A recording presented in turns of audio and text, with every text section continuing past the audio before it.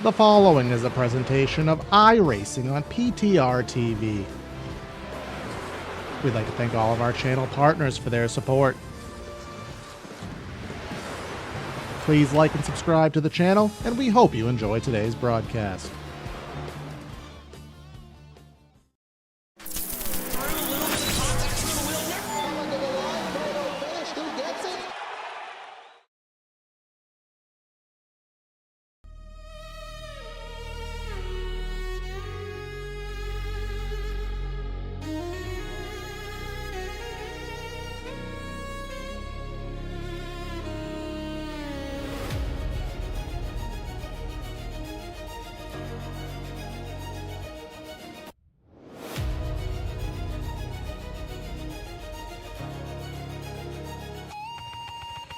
A week ago, we started off the area series at the Daytona International Speedway, and what a week it was. Week number 2 kept us in the same state down in South Beach, Miami, where the players play, and well, we ride in these cars every day. Race number 3 of the week, race number 2 of the series here for the Florida Estate Builders Area Pro Series. How will it happen? How will it go here in Miami? Let's find out all of those answers. Welcome everyone to PTR TV for today's coverage. Round number 2, Homestead-Miami, 130 laps here for the Florida Estate Builders Pro Series.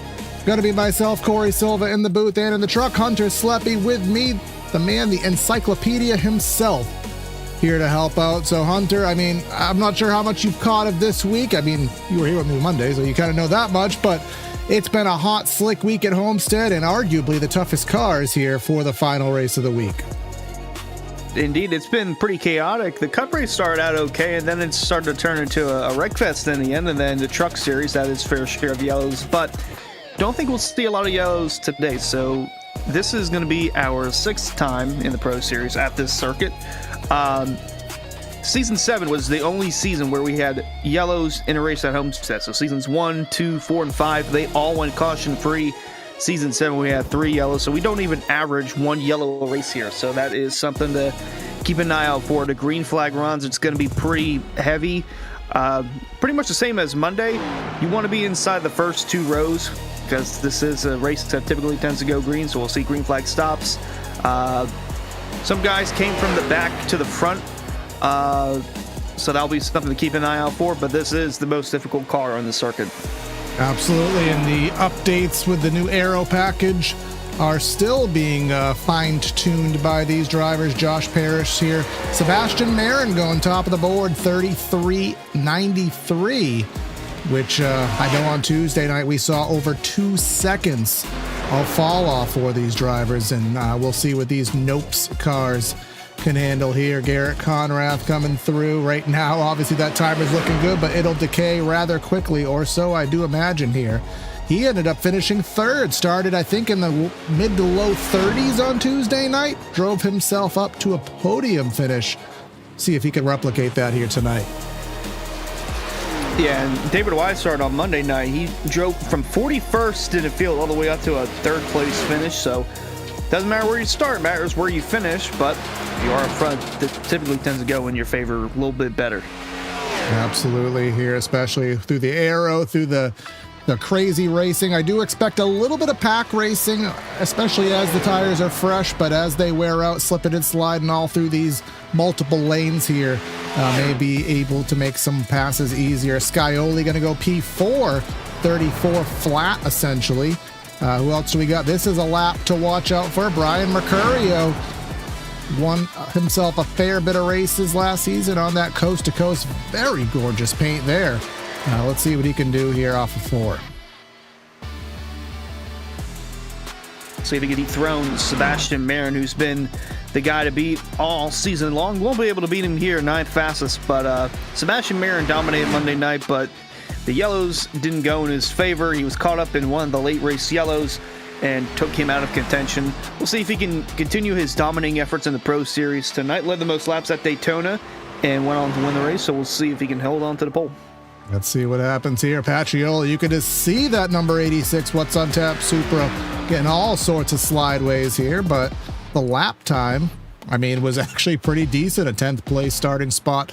3 drivers not qualifying thus far. Now, we do have one go or go home driver, and we'll get the confirmation as to who that is. Travis Beckner, Forrest Smith, and Peyton Howell not gridding. Travis Beckner, got a feel for him. That Truck Series race had his name written on it. It got taken away late in the race as he kind of lost some speed. Almost got it back on a green-white checker, but Cole Cabry just straight took it out of his hands here. But we'll see how his race fares here, coming to the end of qualifying and then a couple minutes of warm-up. I believe the D&Q for tonight's event is Joseph Swan in the 56 car. He unfortunately did not make it. Steve Durham was the only other open car. He was ahead by about a tenth of a second. He ran a 34.59 to Joseph Swan's 34.63. So unfortunately for Joseph, he will not be making it. And you mentioned a few guys that didn't go out. Peyton Howell's actually the quickest in practice, so I'm kind of shocked they didn't put a lap down. Yeah, I mean, I think Weishart actually did say in the Truck Series he intentionally chose to start in the back. I mean, this is going to be crazy. If you've caught our other broadcast here this week, or you've just raced at this combination, you know that it is crazy. You can use every lane here at Miami. You know, you can run every lane at most tracks, but here at Miami, you'll rim ride and you'll rip the bottom basically at an equal pace. And when they merge together, especially on the exits of these corners, Hunter, turn 2, it was a trouble spot. It almost looked like there was a chicane on the backstretch with as low as these guys were going to save their cars. Yeah, it was pretty dreadful on Monday night, too. Some of the guys, they would get loose coming out of the corner, not even touching another car. They would just get loose, and then they're trying to save it, and they're doing all that they can, and it's just too much to corral. And some go spin to the inside, some went spin to the outside, collecting a couple more cars involved, but Turn 4 is also going to be a pretty key spot. Saw a couple wrecks happen over there. This part right here was the big trouble spot for Monday. We just kept wrecking on these restarts after restarts, just going into the corner. Someone couldn't get going. They miss a shift. They spin the tires. But I don't know if we'll see any of that. I do think 2 and 4 will be trouble spots, but not going to be a whole lot of issues tonight, hopefully. I mean, we do have, I believe, more horsepower than we have, or basically, no, we do have more horsepower. I'm almost positive here in these Nopes cars than we do. Of course, 670 is still the package on the 1.5 miles in the Cup. So, and then we have the smaller wheelbase, the older bodies, less downforce. So, and remember, we have a 23-year-old track surface here in Miami, so the grip is not going to be there. So we should be getting the countdown any second now to switch over to the race. Usually about 2-3 minutes is what admin gives the call for before they give the bump, but that gives us a chance to thank everyone for tuning in to PTRTV. I believe we're around 20 short of our goal of 2,000 subscribers. So if you have not hit that button, we would just highly, highly appreciate it. And if you're watching on Twitch, again, you can hit that follow and subscribe button over there. For $5 a month, you can get your custom emotes. You can earn your double points and redeem that for some merch. But that will be the end of warm-up, Hunter, and we're about ready to head down for our Central Mobile Home starting lineup. Indeed, got a lot of faces in here to go through, and some that are really heavy hitters starting up front. Looking at Sebastian Marin on the pole, Philip Groner alongside him in second. He had a pretty good car on Monday. See if that translates into a good run tonight. Garrett Conrath and James Scioli going to start third and fourth in that second row. Jeff Wright, we didn't get to see him at Daytona, but he's back here at Homestead. He's going to start fifth alongside Jake Nichols in sixth. Seventh will be Zach Kerr in the 66 car, Justin Bolton in eighth, looking to get another top 10 to start the season. And Brian Mercurio and Timmy Pacioli round out the top 10. Going back to 11th, you find John Hall with AJ Stravato, 2 Florida natives there in that row. 13th finds Connor Horn, and then Ryan Housden there in 14th. We go back to 15th with Alex Chilcutt. He was up there on Tuesday night. And Jake Fisher in the number 84 for Coast to Coast. You got Justin Opliger in 17th, Drew Farnaz in 18th. Rounding out our top 20 is going to be Alan Elwood and David Weishart. He was one to watch there on Monday, pardon me. Brad Slaughter going to start 21st alongside Jonathan Evans in the 22nd spot. 23rd was Zach Carr. Jeremy Miller 24th. He had a pretty good run in the first half of Monday's event. Ben Pierce and Sebastian Miller round out 25th and 26th, with 27th being Skylar Shackelford and Lucas Lodato in 28th, with 29th going to Kyle Taub and Diego Sainz in the 64, starting 30th.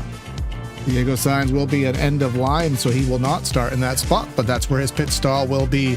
Donald Kite in 31st, with another Hunter Center in 32nd. Josh Paris 33rd rather. Just Jackson Hartman 34th. Just got all off my marbles here.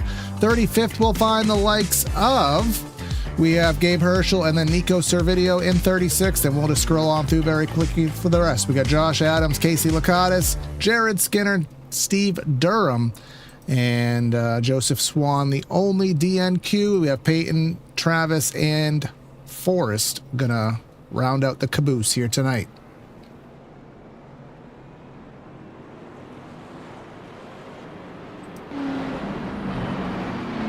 This is also one of the only tracks where it has a access road when you come out of pit exit. Yep, we do have to use it on the exit of the pits. However, you don't need to use it on the entry to the pits. And we did see a couple speeding penalties, I do believe, on the prior races, if I do remember. Our weather conditions here, again, the trend has been a hot Miami. 83 degrees in the air, 126 track temp, and that will likely go up because 130, we're not even at the heat of the day here in Florida, so that may go up into the low 130s. And as if grip hasn't been an issue, that's certainly not going to help causes. Yeah, I'm really looking forward to seeing the fall off after 5, 10, 15 laps and then going from there. I think it was about 0.7 of a second through the first 10 to 15 laps on Monday night. But it's going to be even more so in these cars because the tire wear just seems to be a bit more of a drop when you get into the Pro Series cars compared to the next gen. Exactly, as they wear those tires out, put a little bit more load on them. Those thinner wheelbases, just sliding those tires a little bit more. As I said, the only penalty to report after last week's Daytona season opener, Diego Sainz, he was, I think, qualified 30th or so, but he will head to arrears, which may be a safe thing, maybe a not safe thing. We'll see how it flies, but Sebastian Marin, basically everything he touches this season, Hunter, has been gold. I mean, the final result didn't hold true the other night, but is there any reason to believe that this ain't just going to be a Sebastian Marin special? I have no reason to believe that it won't be, but I mean, there's still some heavy hitters in the field. It's just you're going to have to be a little more methodical with tire wear and how you maneuver the car in and out of traffic, what lane you want to run, because, I mean, Scioli's up there, Garrett Conrad's up there, Jake Nichols is in the top 10. Some guys will have to come from the back to the front, but that'll be the fun part about this event. Absolutely. We'll see what happens, because remember, Sebastian didn't win the other day, even though he had the fastest vehicle. Anything can happen. That's why we race to the checkered flag, which in this case is 130 laps away. Florida State Builders Area Pro Series here, round number 2 from Miami. Let's get it rolling. Green, green, green. Hopefully we can get rolling. Groner a little sideways off the get-go, but seems as though everybody's doing all right. And we'll see him start to fan out 2 and 3 wide here in the turns. We already got one car, 3 wide middle, a couple more towards the rear of the field, but inside the top 10, it's the battle for 7th going on. Zach Kerr, Justin Bourne, Brian McCurry. Hold on. Philip Groner being issued a black flag here off of the opening restart. Not sure if that's going to stick or not.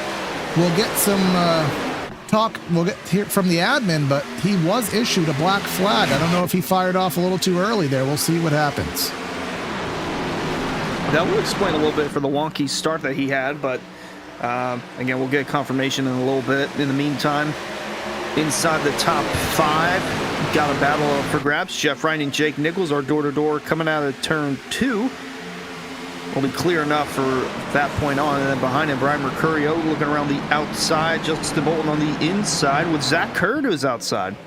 Yeah, that outside lane, I expect it to work even better the longer we run here.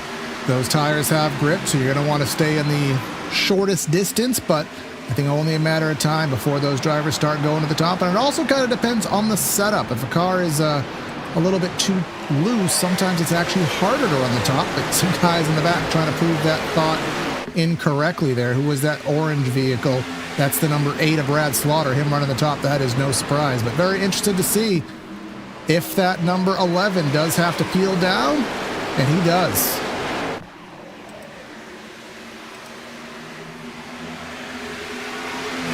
That's an unfortunate start to the day for Philip Groner, but don't think he'll be a lap down. He'll just be at the tail end of the field, and he'll have to work his way from the back to the front. In the meantime, that shakes up the entire running order. James Skylie up to second, Conrath in third, and then Jake Nichols now up to sixth after Wright and Mercurio moving inside the top 5. Jake Nichols right behind that number 82 of Mercurio, running that second lane, trying to get some clean air. Looks like these cars are tight. Just taking a gander at what I see, and if that's the case, it may be actually even worse of a tire strategy race, because they'll be sliding those tires even further. Now, I'm hoping with everything in my system there, Hunter, that this is a glitch and that Groner did not speed on his penalty stop, because he's still registered as a black flag right now. Hopefully that clears and that's not just a scoring thing. Told it was a stop and go because it was possibly a restart violation there. That is something that cannot be cleared, but he already served it. He served it, and it's still not cleared, so he may have to come back in, which is just, I mean, he's a lap. He is on the lead lap, as you said, but that would certainly put him a lap down. So we'll keep an eye on that catastrophic day to the start to the day for the 11. In the meantime, Barron continuing to lead the way through the first 5 laps of this run, which, looking at the fall off, we're already seeing about 0.3, maybe half a second in some realm, but just a little bit of fall off. We'll see what the next 5 laps have in store for us. In the meantime, top 10 positions are solidified at the moment. This is the 77 to 84, AJ Stravado, Jake Fisher just outside the top 10. Yep, they are battling. You can see that bright orange car of Jake Fisher taking a look to the inside of Opplinger, but not to be had. It does seem that we're seeing less multi-groove than we've seen in the prior races this week. Now, that's going to be of interest to see if that sustains, but everyone's seeming to use that inside as the preferred groove. Of course, that's going to be aero push, but again, it could be a fixed setup thing. Maybe that setup just doesn't like running up the wall. We'll see how things progress later in the event. I need some side-by-side action towards the rear, but it's mostly single file at the moment. Well, do have an update on the 11. So he has already taken it behind the wall, but he had a drive-through penalty apparently, and he actually did stop in his pit stall, which doing that iRacing, it wanted a drive-through penalty. It didn't want a stop and go, so it said, nope, you still have a black flag, and unfortunately for him, he decided to take it behind the wall. Yeah, that's the unfortunate part about racing at Homestead, especially in the Pro Series. We don't get a lot of yellows, and if you have a couple mistakes this early in the going, it basically takes yourself out of contention, unfortunately. So probably see him next week at Las Vegas. In the meantime, Alan Elwood up to 17th. So up a couple spots since the start of this one. We're also getting a little bit further insight here. Jacob giving us the Larry Mack here of the day as Jeremy Miller trying to do the rim ride there and kind of popped off the wall there. What's going on up front? Mercurio very low on the racetrack. He's low because they're 3 wide. Conrath and Jeff Wright. Again, everyone fighting for the bottom of the racetrack. And is he clear of Conrath? I do believe he is. Setting his sight on Jeff Wright, who's not too far in the distance. Yeah, this is the first laps of the season that Jeff Wright has turned. He missed Daytona. Already doing a good job running in the podium spot, but in the meantime, Brian Mercurio up to 4th. Jake Nichols up on the outside lane. He's got a nice run. He'll look to the inside of Conrath for 5th and try to clear it. Going into 3, he's actually going to be under Mercurio as well. That is a tight quarter situation there. And nearly a little contact. That's why we couldn't really see what was going on because he was so close to that 82. And luckily that there was no contact made or aero issues presented here. But up front, 0.8 of a second out. And it looks as though lap time-wise, Scioli not that much slower, but any amount slower is still going to make a gap bigger. You'd see about 0.5 tenth, but if you're a 0.5 tenth slower every lap, that is going to start building to a tangible lead as we see. Yeah, looking here at lap 12 of the run. Sebastian Marin already almost a second to fall off from his time. Almost a second from Scioli, about a second from Jeff Wright. We're getting new lap times now. Marin ran a 34.3 as his fastest lap. His last lap, 35.3. So we're already seeing 1 second of fall off in lap times amongst the field. Yeah, so there's a good high-low crossover elevator move there. Mercurio got the run off the top and then took it to the bottom. Drives underneath Jeff Wright. And remember, Jeff Wright, I mean, I'm pushing my memory farther than I usually do, but he was nearly the champion last season in the Florida State Builders Pro Series. Had that amazing finish with Sebastian Marin. Marin just got him by a whisker at the stripe, or else that championship would have been his in that Final Four format. That's no longer applicable, but 73 of Jake Nichols, ring around the rosy up top, and there's the run. That might be the move. He'll have a run to the inside of Jeff Wright for the 4th spot at the moment, but we'll have to see if the fall off is going to be more significant if you're ripping the top and then cutting it back to the bottom, but he's trying to make it work. Currently inside the top 5 Albert position, and then right behind him, Pacioli and Justin Bolton are duking it out for 8th.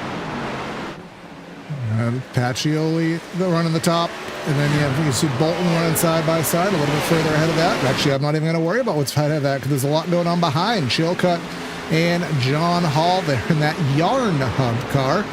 And I do like those chrome numbers there. Looks pretty nice. That's not pretty nice because he's having connectivity issues, which in this height of a pack certainly is something to raise some concern. But something that won't raise concern is racing at Hendry County Motorsports Park. They'll be back on April 4th for the Mod Lights V8 Warriors and more. Tickets $20 for adults, discounts for seniors, teens, and kids age 5 and under get in free. Come see them at HendryRacing.com, southernmost dirt track in Clewiston off Highway US 27. Yeah, and the 27 of Beckner's up to 29th after the start of this one. And mentioned he and Peyton Howell, they elected not to do a lap in qualifying and start from the back. Peyton Howell's up to 19th after 15 laps of racing. Yeah, that is good, and that's the comers and goers that you see at Homestead in this style of racing. It really puts the driver's hands at play there. You saw that's Connor Horn. That was a low-high move if I've ever seen one. But Hunter, something, and this is up your alley here as Jake Nichols getting by Mercurio. Pit strategy. Our Larry Mack hats, they're going to get exhausted if this thing stays green as the trend situates. With this amount of fall off, with how long a fuel stint goes, with how many sets of tires we have, I really think if we stay green 10 to 15 laps from it, I think we're going to start seeing strategic pit stops to try to get that undercut. Homestead is known for it. Yeah, right around lap 30 to 40, we'll see these guys come in and make green flag pit stops. If you want to try and undercut, you could go at lap 30. Most of the people, they'll try to make it to lap 40 or 35, wherever there's a good enough distance to split into thirds rather than fourths. And you just have to wait to see how the cautions play out if they do, and do that calculation on how much time lost versus how much time gained. It's super fun. We saw it on Tuesday night in the truck series before the cautions came out. So we're setting up for it, but again, we'll never quite know until the situation arises. Getting a little insight from our YouTube chat. Travis Beckner, as we were just talking about Hendry County, the reason he started in the back was he butchered his qualifying laps. He put it in the fence, and of course he put it in the fence. That lap does not count, so that's why he's having to do that pseudo last to first challenge. But as you said, he has worked up 14 spots, which is pretty commendable here in 20 laps. That picture is an accurate look of his face after qualifying. Just in disgust having to go from the back to the front. So the 27's trying to go up to the 27th spot, but he'll be door to door coming out of turn 2. I think, no, actually, no, he'll get in line behind Gabe Herschel. Yes, he will. And then just ahead of that, Lucas Lodato there, and Skylar Shackelford just ahead of that. And then you have David Weishart, where he started the Cup race basically last, worked his way all the way up, fell to the back, and just basically, I would love to see the passing statistics from his race on Monday, because he had to have set a record with how many times he went up and down the field, but has some work to do. 22nd here, looking underneath Jeremy Miller, who had an interesting day on Tuesday, but didn't end up going the way he would desire it to go. But this is a good battle here. 20 laps in, going back up front, Sebastian Mayer. Don't want to forget about the leader. He has now hit the 1 second mark over Scioli. Yeah, lap times have been creeping up towards the 36-second mark. 35.9 last time from Mayer, 35.88 from James Scioli. So we're creeping towards over a second of fall off. For Sebastian Mayer himself, a second and a half of fall off. Second and a half. Again, we hit over 2 seconds in the trucks. We'll see. It seems like we're on pace for that. Here's Chilcutt right to the back bumper of Pacioli there. I'm actually shocked Pacioli didn't get loose just because of how we've been seeing the aero situation happen. One thing I do want to do is do a Whiplash SimCams onboard, and who's going to be the lucky duck? I didn't actually plan to say that. I suppose I should pick a lucky duck. Give me a lucky duck. Jake Nichols. All right, let's go with Jake Nichols, and let's go see his Whiplash SimCams telemetry and see really how slow they're going here at Homestead-Miami Speedway relative for a mile and a half. We're going to get up to speed here. Down the front straightaway, get a mile and a half track, multi-groove, progressively banked, peaking at about 175. And now here's the best part of all. That's, what, 55 miles an hour of pace loss through the center of the corner. That's why we're seeing so much passing here. It's because you're actually off the throttle and driving the car. Would you ever believe it? Yeah, it's a beautiful sight to see. Nichols closing in on James Scioli, or trying to. Mercurio and Kerr round out the top 5, and then 6 on back. It's starting to get interesting. I mean, it has been interesting, but you got John Holm, Jeff Wright close nose and tail, and then right around the 10th place position. Bolton and Pacioli actually in the wall. Chilcutt, Connor Horn making his way through on the outside lane. It's starting to get dicey up here. Yeah, Connor had a little bit of a run off of 2, but the gap was shut. He did back off respectfully there. Didn't squeeze the gap there on Chilcutt. Now he's going to try that high lane. If it's going to work, you know, he wants his name on it first. Not going all the way to the top, running about 2/3 up, and then he has a really good run on exit.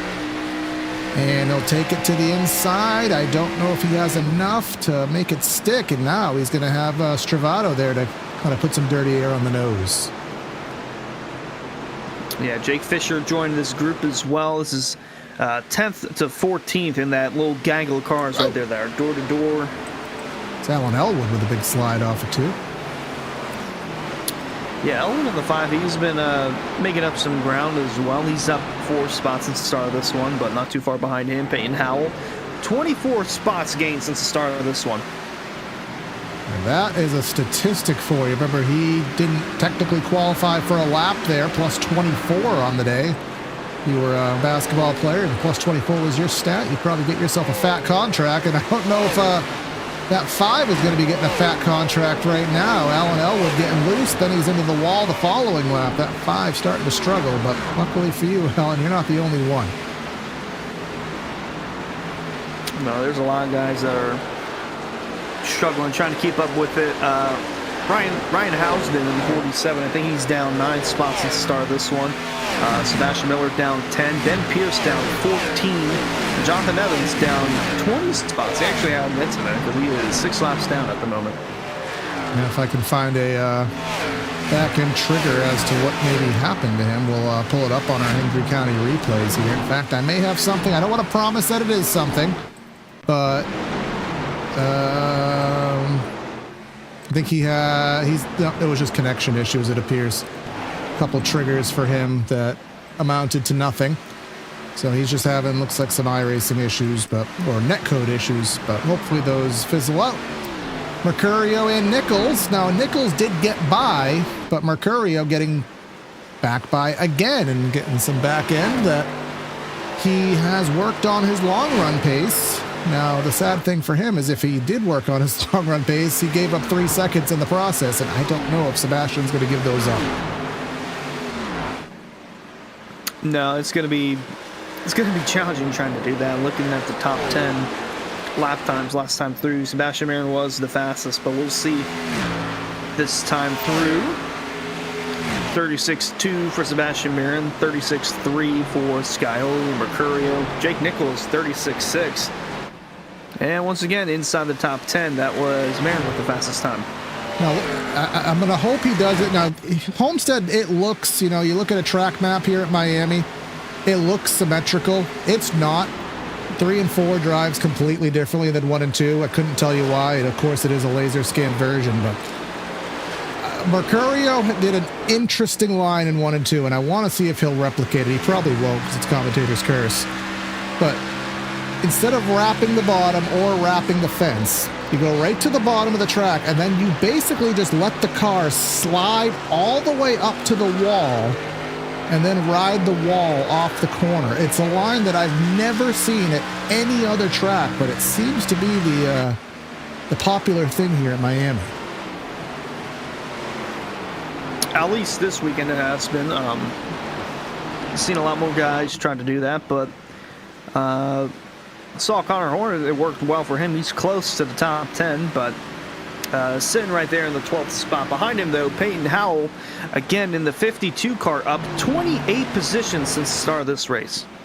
Now, this is the kind of situation where you kind of hope that, is Connor Horn struggling? And again, here's that low-high move that everyone is kind of patenting right now, but this is the kind of race that you hope for cautions if you're Peyton Howell or some of the other drivers, Beckner, who started low in the field, work your way up. Because if you start in the back, doesn't matter how fast you are, you could drive yourself to a certain point, but he might have winning pace, but he's going to need a reset to be able to show it. Yeah, he is 7.5 seconds back from the race leader, Sebastian Marin. We got guys coming down pit road, or a handful of guys. Scott Shackelford was one of them, but this is going to open the door for green flag pit stops to begin. Jeremy Miller, David Weishart. So we'll see. I mean, it's going to be 4 tires of fuel, lap 33. So if we extrapolate that out, 66.99, that would be a 31 lap run to the end. So that's, I mean, you can't really evenly do fourths here with this lap count, but that's as close to it as you can go. If you want to do thirds, you math heads out there, do 130 divided by 3, and I'm sure it's probably like, 37, 38, something like that. It might be more than that. I never claimed to be a math scholar. I do have a degree, but about 7 years old, and that was before ChatGPT existed. I think it's probably around 44 laps.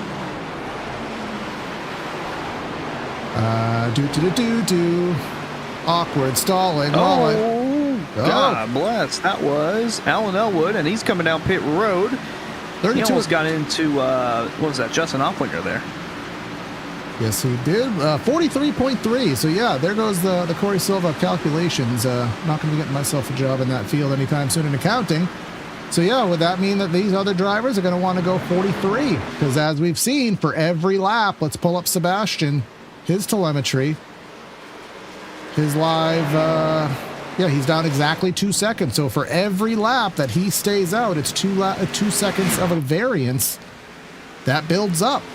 And you have to do that math over the course of a whole race. And luckily, we don't have to do that. They do. Yeah. The only thing that'll help, though, is that the longer you stay out, that means the better your tires will be for the longer run. Even though it will be a significant fall off from your fastest time, but it'll be an advantage nonetheless, especially if he waits like 10 laps after the first car pits. Now the worst thing you can do is split the difference and kind of not really pick a strategy either way. That tends to be something that a lot of drivers do. It's very daunting when you're running this pace and then you see one of those fresh tire guys just zoom on by you like you're standing still, and then you just kind of panic. You question whether your strategy's working or not, and then you just bail. So you have to really commit to your strategy. Speaking of this, right here we go. David Weishart, he's Superman right now. There's AJ Stravato. He ain't Superman, blowing by like he ain't even moving. Yeah, him and the 60, they are moving and grooving through the field here. It's like they're on easy mode, and he had to check up there because he was going to get into the 67 to come horn, but making the most of his new tires early on. Absolutely. So we'll see with 5 more laps to see what happens. And again, where we are in South Florida, there is a product that that helps sponsor this league that's made in South Florida. Rick's Hot Sauce. It gives you the best hot sauces in South Florida. Lokahatchee Classic, Golden Garlic, Palm Beach Pineapple, and South Beach Heat. And of course, on Mondays, they will sponsor the Rookie of the Year battle over there. Rookie of the Year will get $100 on behalf of Rick's Hot Sauce, rickshotsauce.com.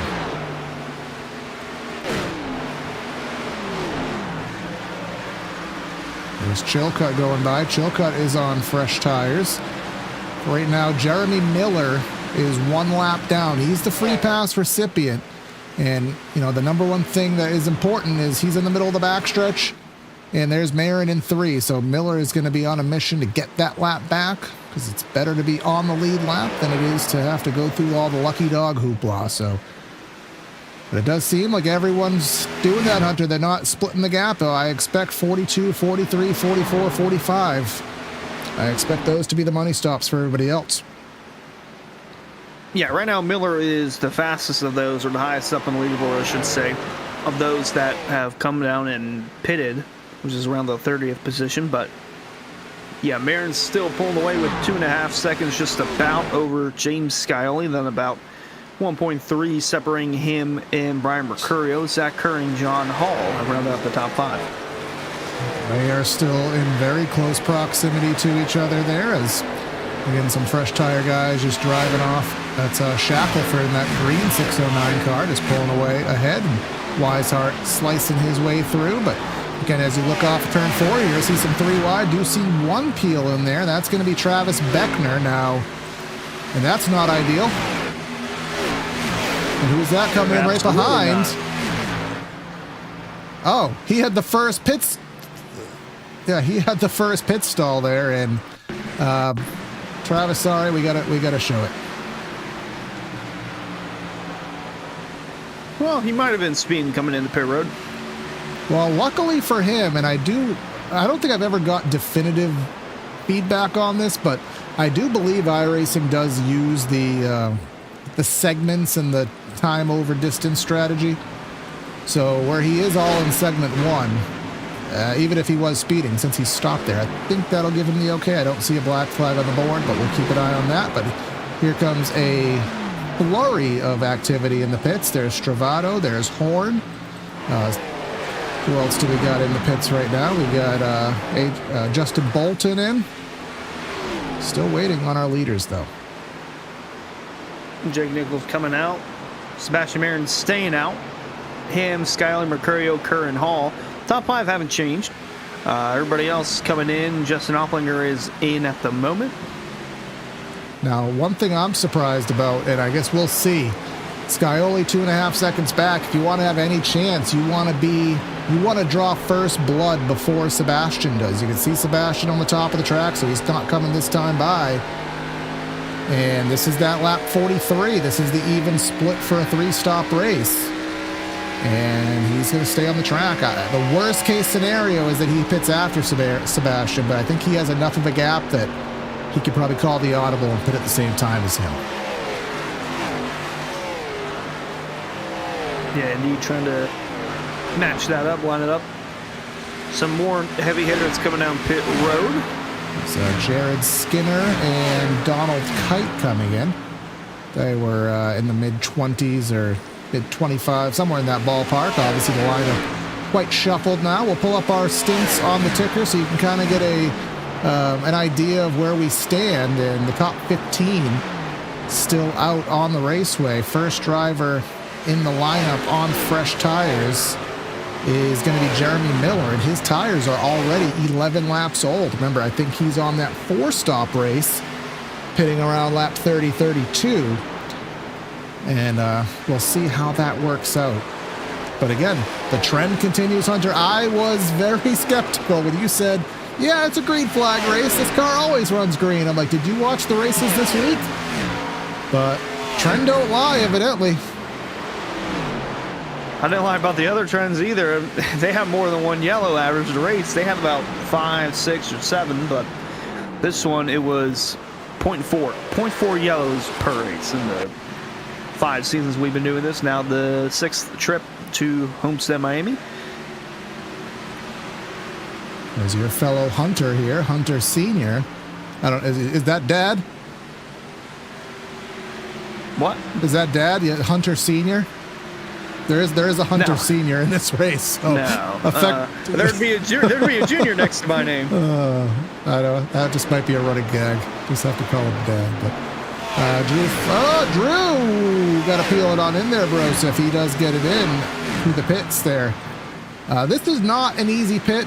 As I said, they peel right off of turn 4. As we've said, you don't necessarily have to use that access road. That was an update that iRacing did a couple of years ago to emulate real world. But Sebastian, you know what he's doing. What's one? He's just staying out. So what's a 2-stop race? I don't think we calculated that. We've calculated a 4-stop. That would be probably 55. No, 50 really.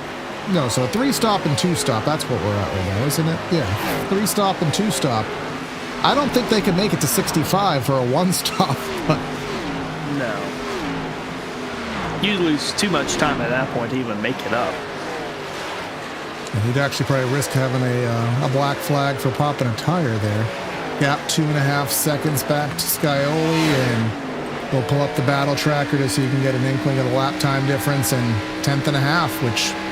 You'd say a 10.5 isn't a lot, but a 10.5 or a 10th times 49, that becomes a large number here, getting to the outside of Casey Lakatos there, or we haven't said it all season. Casey Lakatos. Yeah, I had to do it once. Had to do it once. Here's Peyton Howell in. Remember, he was one of those hard chargers. John Hall and Jeff Wright in as well.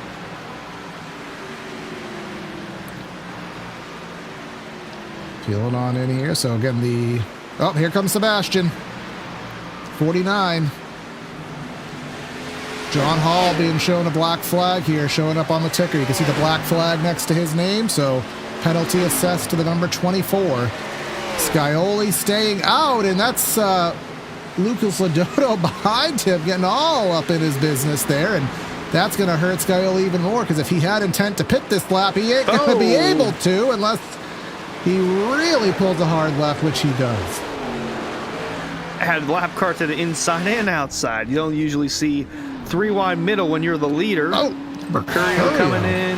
Hurried it in there. Steph Curry from deep sent it on in to try to gain some time. And no black flag next to his name, so he executed that perfectly. But again, someone who did not execute it perfectly, 24 John Hall serving a black flag.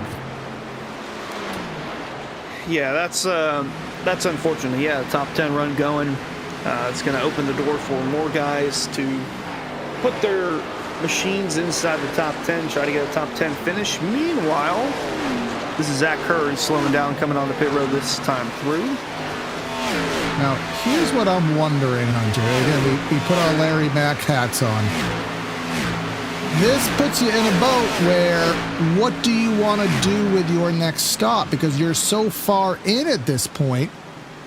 Do you want a short pit around lap 90, or do you want to run this to, post 100 and have the shortest possible stint to the end, knowing that you might be costing yourself time? It's kind of an interesting dilemma that I don't really have an answer to.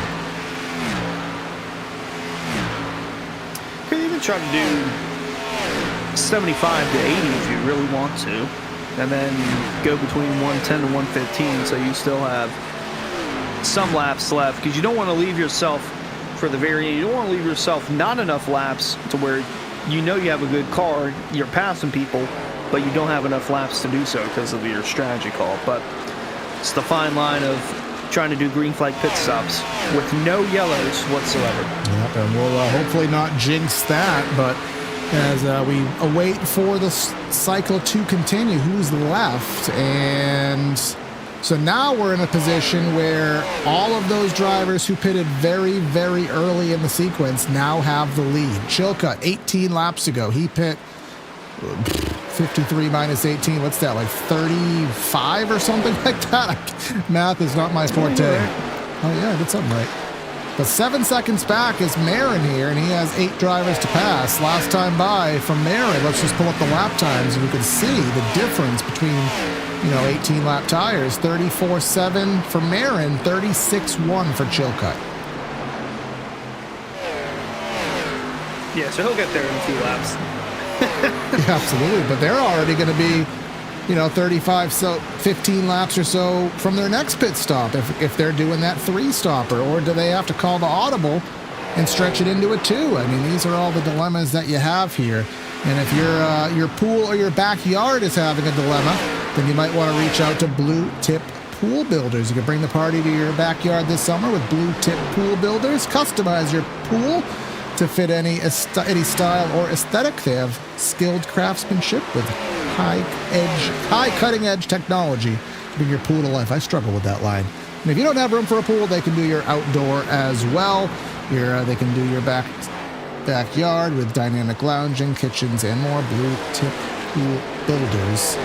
I gotta slightly tweak that ad a little bit. A couple of sentences in there get me, but the company does great work. Check them out. And here is Marin in a myriad of traffic that he should eradicate pretty quickly. Yeah, going inside of Connor Horn. Going to move him up to the 6th position. Connor Horn down to 7th. Weishart trying to close the ground and move himself up to the 8th position. But in the meantime, Jake Nichols is actually taking over as the race leader. Weishart, older tires and trying to persevere through. And going to get 4 sets of tires in the pits to play with here. As there is Adams getting his lap back. Getting a lap back. But I just completely lost my chain of thought. Oh yeah, so we have 4 sets of tires to play with here. So everyone's used 1. Some drivers are going to be using an extra one via their strategies. But, if we get a caution, right now, if you get a caution right now, so many drivers would be happy because it would be a reset. But again, if you look through the field, there's a lot of separation, Hunter. And I haven't gotten any inklings to the setup here. Maybe Jacob can provide it to us on our back end, but it doesn't seem like we have a loose setup. We haven't seen really any self-spins or anything close to a self-spin. So I feel like the only cautions we're going to have are going to be some form of contact. Yeah, and I mean, rarely we have that. In last season's race, we had that 3 times, 3 yellows, but the last yellow came out with 15 to go, so there's you never really say never on a yellow not coming out, but Homestead you kind of do. Although, like I mentioned, after season 7, I think anything goes, but it's pretty much back to the basics here, where we're almost 60 laps in the race, no yellow flags just yet, but Sebastian Marin, again, is the guy to beat. And you mentioned about different strategies if you want to default from your... Call an audible, essentially. Pretty much, yeah. Jeremy Miller is 37th in points, so I think he needs to stick to this one because he's got to worry about getting inside the top 16 in points, where he mentioned it Tuesday night for the trucks, how he won at Daytona, but he doesn't lock himself into the playoffs. He's got to be consistent. He's got to be fast. You actually need to be 12th. Top 12 get locked in. So calls like this could put yourself in a better spot. And of course, we don't have standard playoffs emulating the real world. We have a chase this year, and we encompass, 5 races in the chase. Chicagoland, Bristol, Charlotte, Richmond, and Auto Club. So a good mix of intermediates and short tracks. So having some luck here, could loosely be applicable at Chicagoland. So, of course, good to see Chicagoland back on the schedule. Will be interesting to see what happens to that track by the time we get there in July. iRacing may have an update to us, and it may even be slicker than it is now. We'll see how they treat it. But right now, Sebastian Mayer not treating Justin Bolton with too much kindness, as he's going to pass him there, move up to P2. And now he is only 1 second behind Jake Nichols, and he has 8-lap fresher tires. So that purple, or magenta, whatever you want to call it, that 73 should be in short order. It's just inevitable. I mean, it might be 1 lap, might be 2 laps, but we got close on the window for those who want to do a 4-stop strategy. I think a 3-stop. I think you trusted my math too hard on that. Well, 1 more stop wouldn't hurt nobody. It could be under caution. Why not? But we're going to take this opportunity here. While I don't think we're going to have pit stops for about the next 2 or 3 minutes, we're close enough to halfway. We're just going to take a brief little side-by-side, and we'll be back with you in a jiff, so stay with us.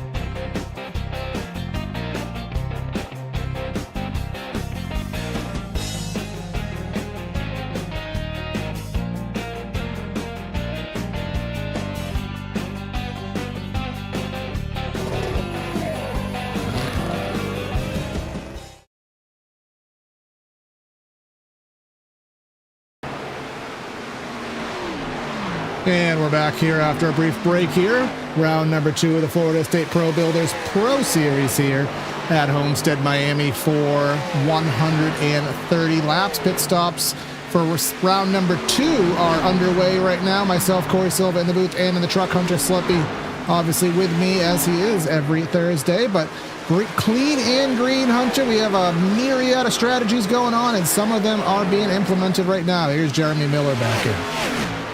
Yeah, I mentioned that he needs to stick to his strategy.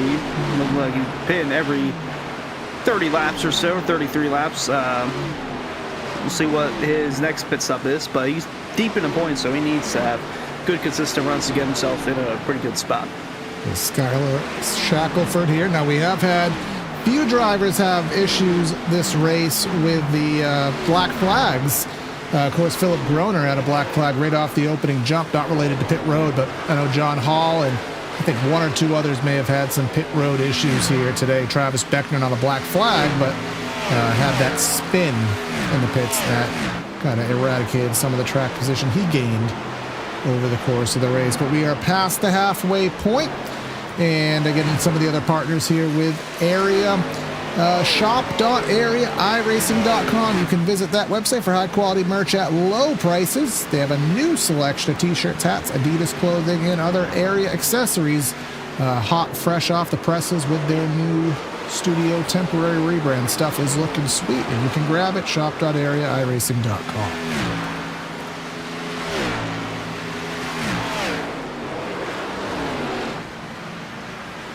Jeremy Miller going by on the outside is slaloming through on those fresh tires in almost 2 seconds faster comparatively. You have Zach Kerr in 7th just ahead, and then you have Sebastian Marin up front. He is already down 1.7 seconds on the stopwatch in his stint, which is 20 laps.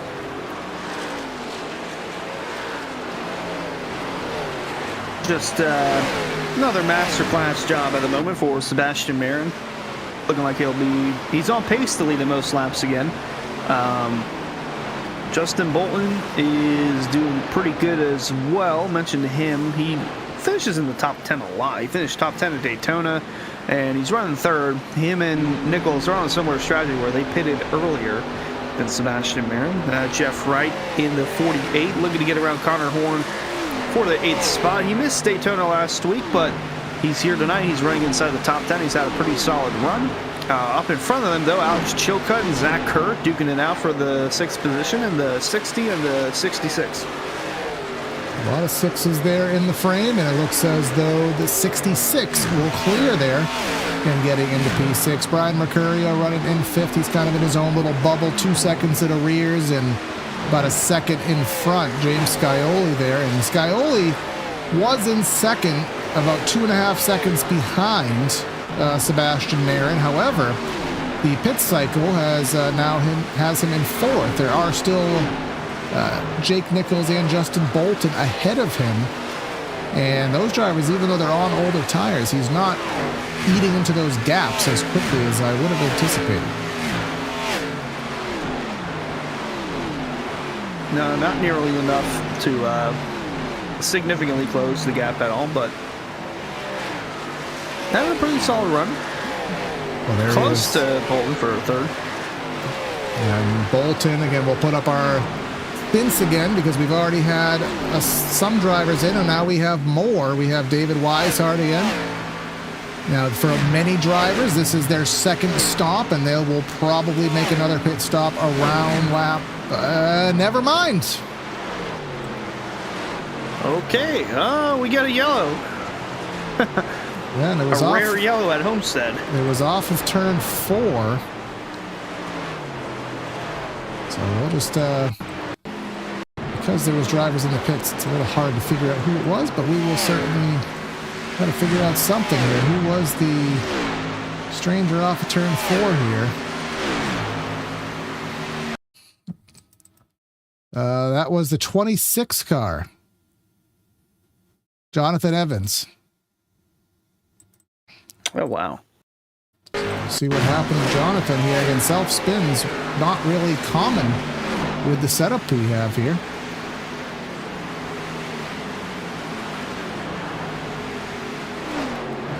Didn't hit the apron. Oh, Jeremy Miller.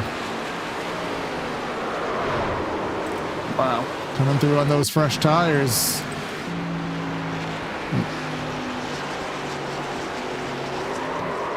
There you go. Not a self-spin. Well, that will shake things up entirely. We'll have to actually have to see who was on the lead lap and who wasn't. Oh yeah, this is going to be a hot mess when it comes to figuring out who is where on the stopwatch. But Sebastian in right now, as is everybody else, and I'm sure a couple drivers will be tail end of the lead lap and all of that fun stuff. But as it stands right now, I think we have still the vast majority of these drivers on the lead lap. Sebastian will lead things through and head back on the racetrack. 4 tires and fuel. And the trend was 0.4 caution, so immediately we are already above trend. Yeah, that's a good one to pull out. Marin, Nichols, Bolton, Mercurio, and Scioli now. This is a big win, I'd say, for Nichols and Bolton. They were about 8 to 7 laps off of the first pit stop from Sebastian Marin, so they had worse tires than Marin. But now this yellow brings them all together, and especially Justin Bolton too, in the 41, looking to have a solid run. Last season it was a matter of whether he'd finish 4th or not. He finished 4th a lot. so he would be up front always, but couldn't do a full schedule. But we're hoping that he does a full schedule this time around, because I think he could put up a pretty good fight to Jake Nichols and Sebastian Marin. Now, all these drivers on shot right now, these are all wave around cars. We just got the 1 to green call from Barney. So there's the pace car. Everyone you just saw scroll on by, they are trying to catch back up. They already pitted, and they are going to get their laps back. But the negative part for them is they're going to get their laps back. They're going to be tail end of the lead lap, but they're also going to have, well, 2, 3, 4 lap older tires than everybody else. So that's a slight disadvantage. Everybody else, now we're on even playing field for the first time since lap 1. Now, is Sebastian Marin still going to drive off into the sunset? Or, you know, Mercurio's there. Bolton, Nichols. Let's see if someone can compete. Across the stripe, it'll be 55 laps to go. Sebastian Marin has dominated this one. He'll be restarting as the leader on the inside lane. Nichols to the outside. We'll see if the outside lane can go on the restarts. It's been a problem all week. Marin will lead us back to green. And thus far, everyone's...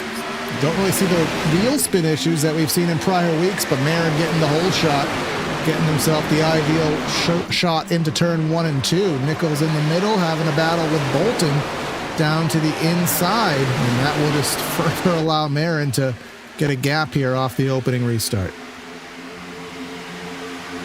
Nichols will be clear enough for the time being for second. Turns into a battle for the podium paint position now.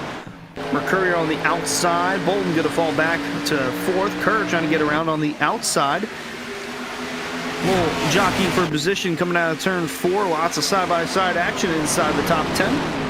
And Howell has also jumped inside the top 10. I mentioned biggest mover of the race. That caution helped him out significantly, up 35 positions since the start of the race. 35 positions is absolutely nuts here. And something else that's nuts is I thought I was going to see 3 wide a little bit further back here. That's a 77, AJ Stravato, 96 of Justin Opplinger in the middle, and that was Conrath to the outside there, but I think we've slightly eradicated that down to 2 wide. Someone in the back, that green and black car, into the wall. I think that was Dad. That was Hunter Sr. scraping the fence. He scraped it, kept it going. Conrath right there. Garrett Conrath was looking to have a massive run on the exit of 2, and he's looking to get around Chilcutt for that 10th position, and up in front of him, they're almost 3 wide for position. Connor Horn and Jeff Wright there. Jeff Wright on the bumper of James Skyler, 7th, 8th, and 9th on the racetrack. And he's going to drive it on in there. Maybe wasn't fully there, but drove it on in. Will it stick? Scioli on that slightly more banked middle groove, and that should allow him to get enough of a run off the corner. Yes, it does. As still having someone with connection issues there, middle of the pack, but going back up front, we'll say, and then Brian Mercurio did get second, and last time by, he was a 10th and a half faster than Sebastian Marin. First time that Marin has really seen any competition. And let's see, we heard Mercurio's good on the long run. Now he doesn't have a gap to deal with. Just keeping it glued to that bottom, trying to get as much clean air as he can.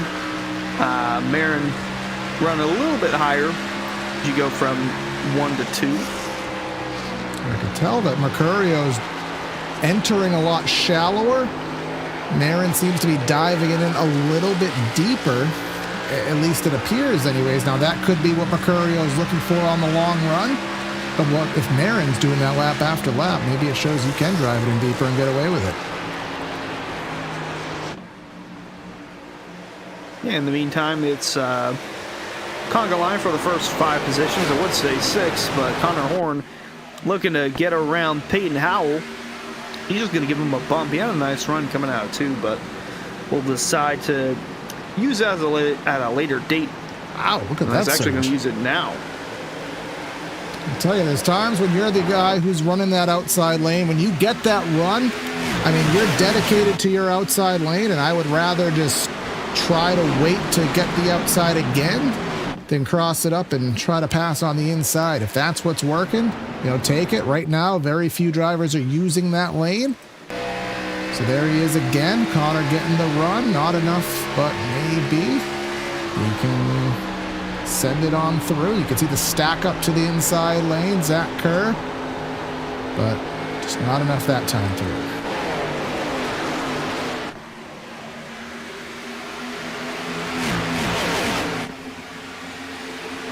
Three wide back there, looking at Alan Elwood. 5.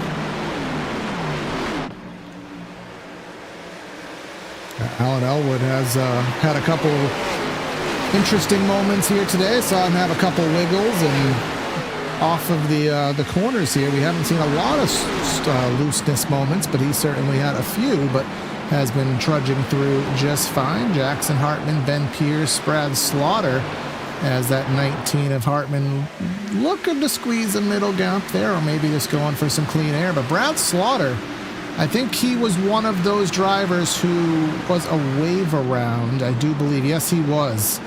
So he's on those older tires by 2 laps, and then when you're a wave around, you have to start behind the lap down cars as far back in the field as you could physically get. So certainly not helping him. He should be probably top 15.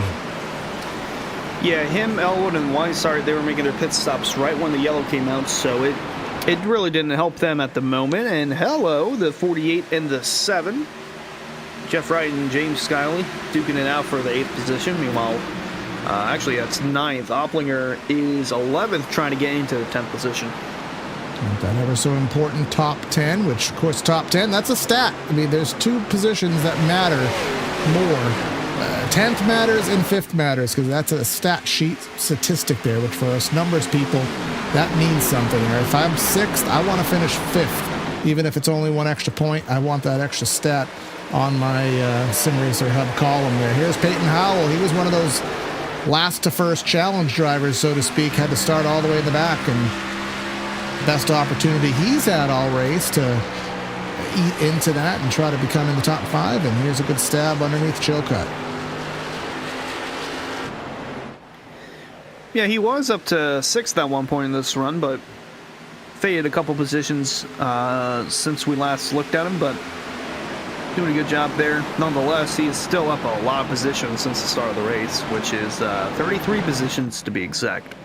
That is basically 2/3 of the field there. So going back to mathematics, folks, we are now 13 laps into our run, and we are 43 laps to the end. So that would imply 56 laps to the end. I don't know if that's possible. Hopefully we can get a little addendum. I don't know if these guys can go 56 laps, so that would imply we're probably going to have another pit stop in this race. And even if they can do it on fuel, I almost wonder if they would try to split the gap purely from a tire perspective here. And with so few laps to go, maybe decisions already running through these drivers' heads. Well, I think on a fuel run, 56 laps might be possible. Okay. We didn't hear in the chat. He did tell us. Tire-wise, it's not really gonna help. He did say, Jacob did say here, in fact, I just read this now. He put it in 10 minutes ago, but I was on a different Discord. It would be max save mode to pit from here. And he imagines most drivers will probably pit around lap 100. But if you go max save, you can make it. But again, is the stopwatch even going to make that worth it? Well, we could get another yellow. It's possible now. Yeah, I mean, cautions breed cautions, as the old adage says. There goes Chilcutt all the way to the top of the track, and Connor Horn and Peyton Howell. We still, as a kind of a race summary, so to speak, we do have 38 drivers on the lead lap. Casey Lakatis being the final of those, with Jared Skinner there, 37th and 38th. Nico Servideo, Jeremy Miller, Forrest Smith, 1 lap down, and Forrest Smith, I think, just exiting the pits. Jonathan Evans, 6 laps down, and then Philip Groner, of course, his day really never got started with those penalties, and we've only had 1 caution here in the 90 laps here at Miami. And if you like what you see this week, a hot, slick 1.5-mile track, and unless Jacob decides to turn the lights on, we'll probably replicate this in very similar terms at Las Vegas next week, a triple header for area on PTRTV in Sin City. Indeed. We'll have next week off due to the Easter celebrations. Okay. 2 weeks. Yeah. Easter is this Sunday, so want to give everybody their time off. And everybody email Jacob Bell at pretenddomain.com and tell him we don't want a night race at Las Vegas. Let's keep a nice hot slick track because we like this. We like this racing. We like these guys having to really, spread themselves out and have that off throttle time. But speaking of off throttle time, having to really go off throttle running down the deep inside lane there, Zach Carr. I mean, it's Jake Fisher who's really never really had a presence in this race. He's kind of been around 14th the entire race. Seems like wherever we look. Really hasn't gone anywhere. He's kept it clean, stayed out of harm's way, just biding his time, I guess, to try and generate a good run for a good finish here. Again, we could see under these next green flag pit stops, presumably we get that. Miscues like trying to enter on pit road and then spinning out or speeding, oversliding your pit box. That's another huge issue for these guys. So we'll have to see what all pans out here as Connor Horn and James Skiley go at it for the 9th position. And Connor Horn getting his fair share of TV time here today, battling here, getting in the top 10 and kind of one of those few running that outside lane. It seems like that outside lane just doesn't seem to work as well here as I would have expected. But again, that's usually a setup thing. Certain setups prefer certain lines, and I think that's why we're seeing so much off throttle time, is how much they're having to slow down to run that ideal line on the bottom of the racetrack. But again, going up front, Sebastian Marin just inching away, just inching. Last time by, he was only 3/100ths of a second faster. But as I've said all race, it doesn't matter if it's 3/100ths or 3/10ths. If you're faster over enough laps, it will turn into a tangible gap, as it has once more. Yeah, looking at a second and a half of fall off already, so these guys already starting to put a good bit of wear and tear into their tires for the meantime. Alex Chilcutt and Peyton Howell again going at it for position. Actually, this is Chilcutt and Zach Kerr. My apologies. I mean, easy mistake to make here, almost as if we're in an F1 race with team liveries here. Or liveries, and I'm sorry, they're paint schemes here. We're in America. If you watched this last season, you know that's one of my favorite lines to do. Another line that I like to do. Wait, I did all the sponsor plugs already. Wow, go me. All right, never mind. That was I just segued myself into a sponsor plug line, and I don't have one. So ellipsis. But Drew Farnow's down to the inside of the 84 of Jake Fisher. Just talked about him. They're not really going the ideal way. Zach Carr, not to be confused with Zach Kerr, who, again, one of them's from Australia, and one of them is not. And off the top of my head, I'm going to guess that it's Zach Carr. Nope, it's not him. It's Zach Kerr. Darn it. But Zach Kerr, one Pro Series win at Rockingham. I don't think Rockingham is on the schedule this season, but I could be wrong. I will go ahead and confirm that for you. It is on the schedule in May 7th, so not too far ahead. He'll go for his second career area win there. Of course, the Rock. One thing I'm noticing, a lot of these guys, they're sticking to the bottom. Not too many people are venturing towards that Larson line on the outside lane, but saw the 60 at Chilcutt look to the middle lane for the most part, but I think these guys are really buying their time with Tyler. Not trying to use too much. Sideways in the pits, Jared Skinner. He went to the Travis Beckner School of Pitting. I think these drivers, because of how tight this setup appears to be, I think they have a lot of rear brake cranked into it. So when they go into the pits, the rear end just goes right around on them once they put some hard brake pressure on it. That's basically what got Beckner, and that's what's just what got Skinner. Oh, Pacioli and Fisher are close to making contact. They might have made a little bit of contact coming out of turn 4 there. Hard Nose Racing, Gabe Herschel there, and then the aforementioned Travis Beckner, and said the high line doesn't work. Hold my beverage of choice, because Beckner's going to go up there, go down the hill, try to get a run. He's going to have a run. I think he's going to transfer that run right to Gabe Herschel there, as they will say sayonara to Pacioli, but Pacioli's not backing off just yet, and I think we're going to squeeze ourselves a 3 wide here. This is for 18th or so position.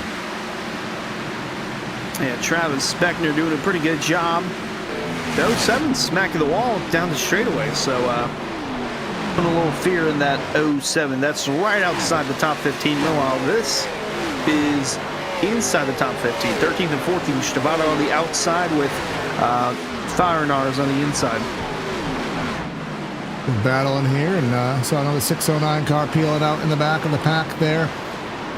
Just trying to find some guys we haven't really talked about here this evening. Donald Height, Diego Sainz. Diego was the only driver to have a penalty to start the race. End of line, running decently, nice and smooth run. Going else, what do we got going on? We just showed this battle, but they're still going at it. Farnaz and Stravato, and it looks as though that 20 will clear. And back up front, again, not much to be had. Sebastian has hit that 1 second mark, and per what we were told, pit stops may become plentiful here. Drivers choosing to split the race here. We've been out for 27. We got 28 to go. Yeah, we're nearing the range for guys to come down pit road, because if you stay out a little bit too long, you don't want to give yourself not enough time to use your tires while you can. So in the meantime, we'll continue to watch battles go on as Zach Kerr sitting comfortable in the 6th position. Seems like him and Chilcutt have been around this spot pretty much the entire race. Payne Howell sitting right there in 7th, closing in. In the back, I saw Jeff Wright was door to door with somebody. I think Jeremy Miller actually is down. He went down pit road because he is inside this top 10 of cars here, but not up on the leaderboard. 14 laps ago for Jeremy, so that would be, yeah, so he basically pit, I think, at maybe with a 40 to go, and is trying to take advantage of something. And luckily for him, I mean, he still does have 1 extra set. Remember, we do have 4 sets basically across the board here in area, so best case scenario for him is that everybody else does pit, and we do have a caution, so to speak. Big wreck. Beckner on the front stretch. Herschel, Pacioli. Now, that is the worst case. I was just talking about the best case scenario for Jeremy Miller. That was the worst case scenario. Yeah, I mean, he won't get the lucky dog, but we'll have to see what brought out this yellow. Herschel loose off of 4 and down into, I believe that was Beckner. We'll get one more look at it from Herschel's side. He was on the top of the racetrack here. There's Fisher.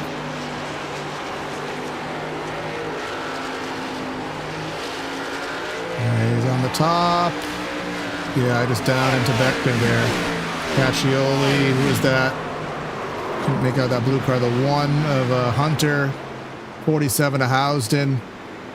About a 5-car wreck, essentially, here. And now we have doubled our caution trend here. This is 2. So go down in area history as the craziest Pro Series race in existence here, but this will give us the opportunity to put on the 3rd set of tires for most and the 4th set of tires for some. Yeah, and season 7, the last yellow came out with 15 to go, so this one is around 20 to go. Miller is the free pass recipient, so he'll stay out and collect that. I think Connor Horn stayed out for real. That might have been him right behind, but we'll have to see who comes out of pit road here. I don't know if anyone's going to do 2 tires. I think we still got too many laps left for that to happen, but if you're towards the back, you might as well. Yeah, we'll see what happens here. So far, it appears everyone has stayed out unless they were a lap down. And of course, they weren't eligible to pit, but 4 tires in field. We did see 2 tires win the race. Well, not actually, but nearly win the race on Tuesday. But that was on a very short stint to the end, and we'll still have about 23 laps to go. Mercurio trying to run through and not able to, but I guess if this does do anything, Hunter, it allows these drivers to push for, I mean, there's still going to be fall off. They're still going to be handling degradation. But they can push knowing it's only about 23 laps. And maybe if someone feels comfortable in the short run, that'll be enough where maybe Marin can get some kind of challenge here. Yeah, that could be a possibility. Trying to look through, see who I think could go toe-to-toe. I mean, Mercurio's been pretty quick. Jake Nichols has been top 5. Bolton as well. Chilcutt, Kerr, right? Top 10 really hasn't changed much. So Connor Horn, he did not stay out. That was probably another lap car that stayed out, but Jeremy Miller is going to be back on the lead lap, so he will have an opportunity to at least finish on the lead lap, so we still have that going for him, but he needed that run to go green in order for it to work out for him. And he chose to stay out. As the lucky dog car, you do have the eligibility to pit. Now, mind you, you're going to be at the end of the field anyways, but I think, now he's 19 laps on his tires, so he's still out to lunch right now, but my logic, I guess, is he expects there to be another caution, and I think he wants to have that set of tires for a super run to the finish. So he's going to need another caution because he is going to absolutely be tanking it. And again, this race just not going his way. But Mercurio is going to be in second. Remember, we saw Philip Groner, the outside car on the initial start, get a black flag. So Mercurio, you got to be careful up there. But you got to be aggressive enough to make Sebastian sweat a little bit. Yeah, we'll see if Mercurio can go on this outside lane. It really hasn't been going a whole lot this week, but we'll find out here as the pace car heads down to pit road. Sebastian Marin going to lead the field back to the green flag. Going to be 23 laps to go when we cross the stripe. And that did not go the way Mercurio wanted. He will fall into the clutches, and are we going to be 3 wide? Very nearly there. Bolted in that bright green car, looking to the outside lane. Nichols clears for second, and now Chilcutt. Now we're 4 wide. Contact there. Good save. 60 into the 66. Manages to hang on to it. A ton of track position loss, but for the time being, we carry on. Yeah, that was nearly disastrous there, and could be right here. The 77 of Stravato and Fahrenar's in the 20. Close to touching there. They're almost 4 wide coming out of turn 4, but still close quarters racing inside the top 10. Yeah, they're fanning out more in the corners than they are in the straightaways. Still 3 wide. 20 in the middle. That 96 of Opplinger, which is, look at, he was just peeking and luckily chose to make the intelligent move to not go 4 wide, but now he's going to cross down to the bottom of the track and get underneath Chilcutt. And for those drivers who need a caution, here's your chance right here. But these drivers are highly skilled and they can drive through this, but the problem, Hunter, is if a caution comes out, you don't want to be in it. No, you don't want to be a part of it, but you want to benefit from it. So you got to find the fine line whenever you're close like this. Alan Elwood on the outside lane going to get a 2-for-1 there. So Elwood closing in on the top 10. The 96 and the 20 going to drop back a couple of positions. And Jake Fisher, once again, finding himself near the top 15. Or actually, he's in the top 15, near 14th at the moment. As David Weishart, really haven't talked about him too much. And there's Brad Slaughter. Staying on the front stretch. Looked like someone thought they were clear. I think that was Pacioli in the 86 that went around and didn't fully spin, but holy cow, they could have been worse. Yeah. There we go. Oh, it is worse. Steve Durham around 71. Josh Parrish. There's Pacioli again. Like to think he blew a tire the way that it worked out. He just multiple issues in short sequence here for Pacioli. Let's try to figure something out here. 71. Oh, contact. I'm not trying to quote Taylor Swift, but is there bad blood there? Might want to back it up to the exit of turn 4. I think that these two were the ones that collided on the front stretch. So we'll just let this play through here. Now, why would the 71 be mad at Pacioli? He's the one that got into him.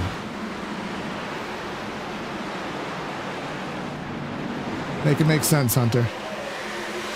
I can think of possibly the reason why. So I think the 71 believes that him hitting the wall is because of the 86 for some reason. I think he moved up and really didn't need to and just took his frustration out on them. But it's going to make Jacob Bell a lot busier. So we'll be seeing him after the race, I guess, because he'll have to sort that out. But in the meantime, pit road is open for anyone that wants to come down and take any tires that they may have remaining, and we'll get at least one driver to do so.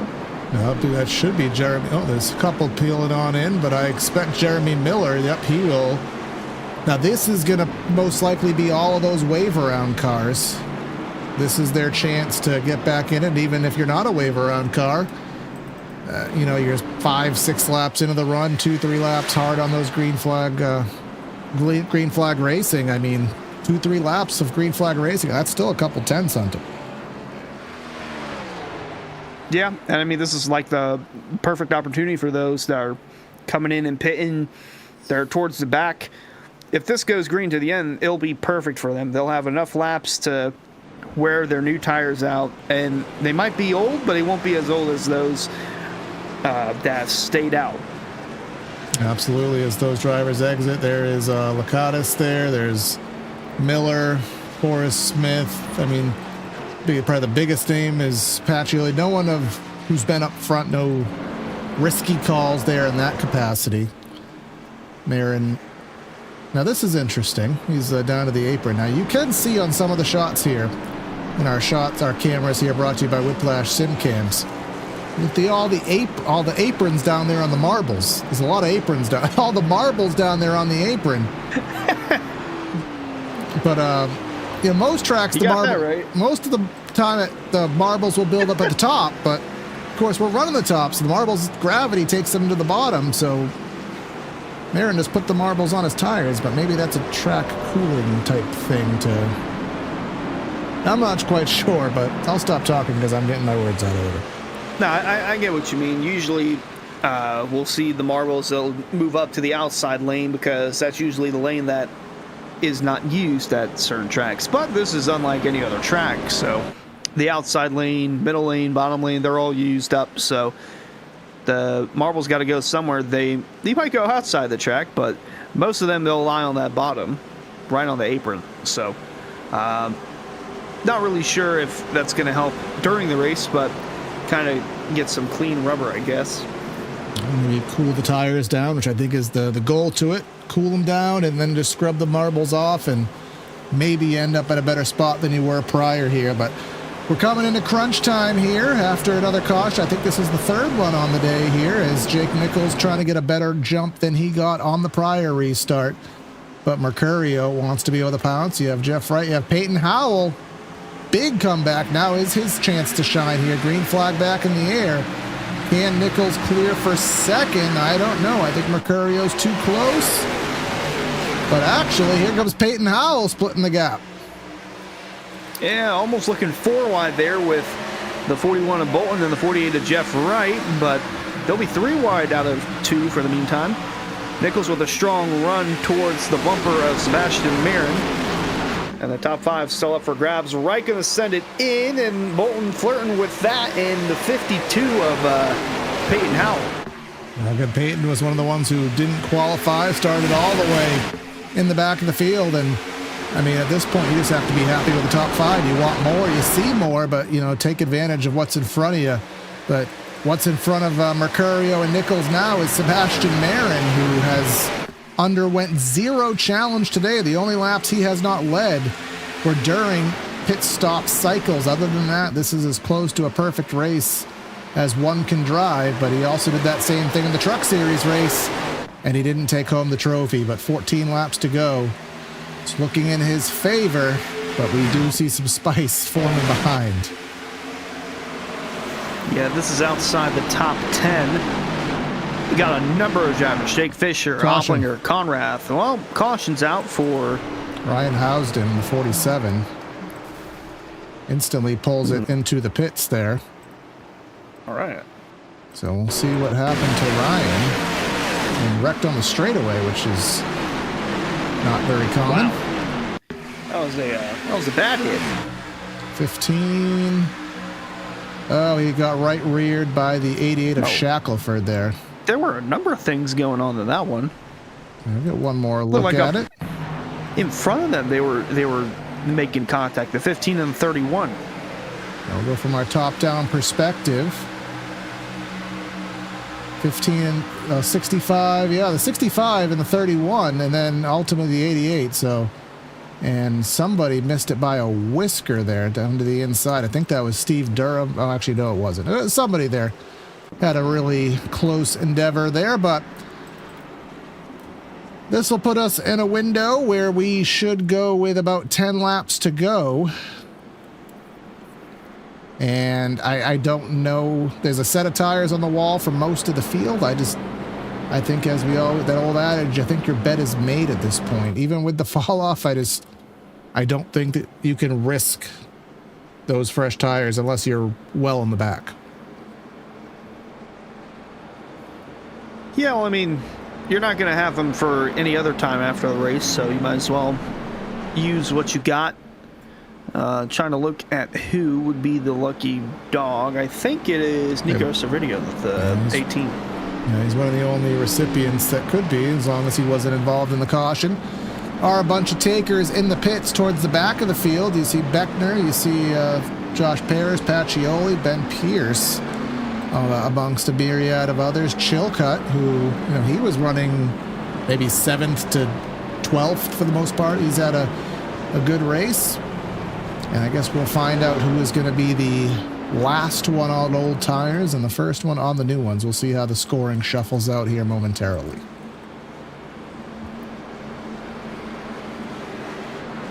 Yeah, looking like the top, what is that, the top 28 have stayed out. Everybody else behind him pitting.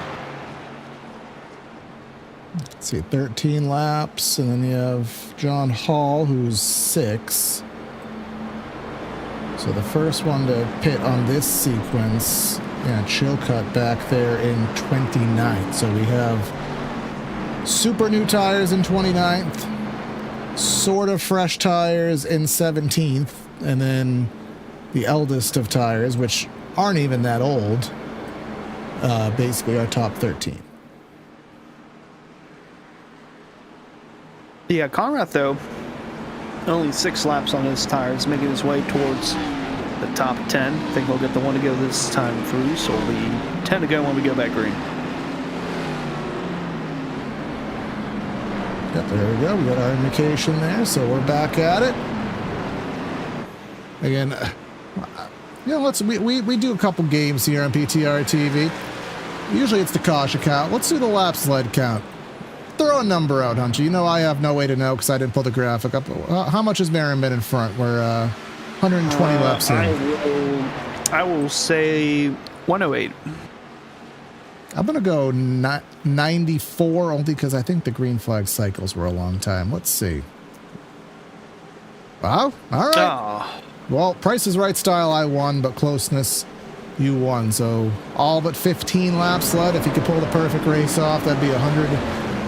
And that'd be a number that I've already forgot, but it'd be a lot. But let's go to our restart box. 10 laps to go. Will we fire off? We got different tire strats through the field and someone who has just made no wrong moves this entire race. Coming off a 4, pace car is in. Marin getting ready to get this thing underway on the loud pedal. There's the whole shot. He's out and gone. Yeah, and then it turns into a battle for second at the moment. Nichols going to, shut the door on Peyton Howell, really.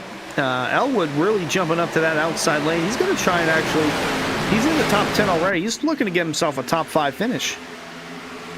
Yeah, that would be pretty impressive if he can. And I just saw I think that was Jake Fisher in the 14, really loose there in the middle of the corner. But here's Jeff Wright in the middle of the, what was a 3 wide, down to 2.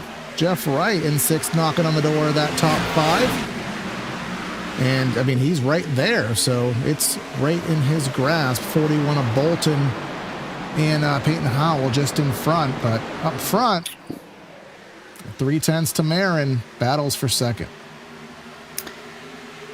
Yeah, it's looking like, oh, there's contact made back there. One car is squirrely. Not sure who that was, but it was that gray car that just went past on the picture. But kept it clean and green for the time being. Elwood is dropping outside the top 10 now. He clipped the wall through 1 and 2. Lost a little bit of ground, so gonna have to try and work his way back inside the top 10. But Nichols hot on the tail of Sebastian Mayer. Mercurio to the outside, looking to get a run at the 73. Peyton Howell buying his time in 4th, and then back there we see Conrath again working his way through the top 10. Tom Mercurio with that major low-high move that we've seen so many drivers use this race. Oh, someone really drove it on in there on the bottom of the racetrack. That was the 97 of Zach Kerr. I was almost certain he was going to make contact with the 20, but luckily did evade. That's Jeremy Miller going all the way down to the inside of the racetrack, taking advantage of those fresh tires. But we'll say that gap to the lead it's staying consistent, if not slightly decreasing. And I'm not trying to, create drama here. Last time by, just under half a tenth faster to Nichols. And just a little bit.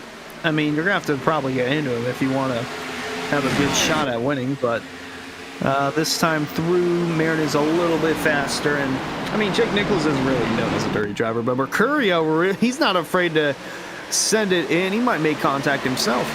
I mean, he's just running that line. And, I mean, I almost want to hop out of the sim after this race and try it out myself, because I've just never seen that line. And it's obviously working decently well. It does appear that Jake is driving deeper into 3. Now, I said earlier in the race that it looked like Marin was driving in deeper than anybody else. Apparently the memo got out, as they are 3 wide in the back of the pack. Oh, and we're wrecking. Shackelford to the inside wall. 5 laps left, and the yellow is out. So we'll have a green-white checker to sell this one at Homestead. Absolutely not what was on the bingo card or the trend list here today, but that is where the cookie crumbled here. Let's try to take a look at what happened. Diego Sainz was involved as well.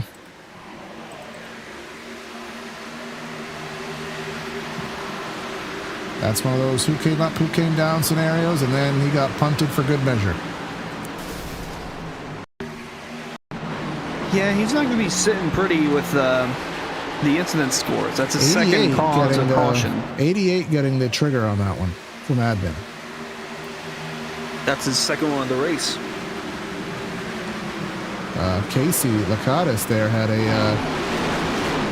really close maneuver to evade that. But yes, that'll put us in overtime. And Hunter, is this newfound territory on the old stat sheet? Absolutely is. Well, a couple things actually. So this is the latest yellow in the race at Homestead, mentioned season 7. The last yellow to come out, that one was with 15 laps to go. This one with 5 to go. So this will be a green-white checker. I'm not sure if it'll be an unofficial green-white checker yet, but it'll be a green-white checker nonetheless. So we will see if anyone can dethrone Sebastian Marin. It's really about timing the jump. If you're on the outside lane, guys are just playing chicken, I guess.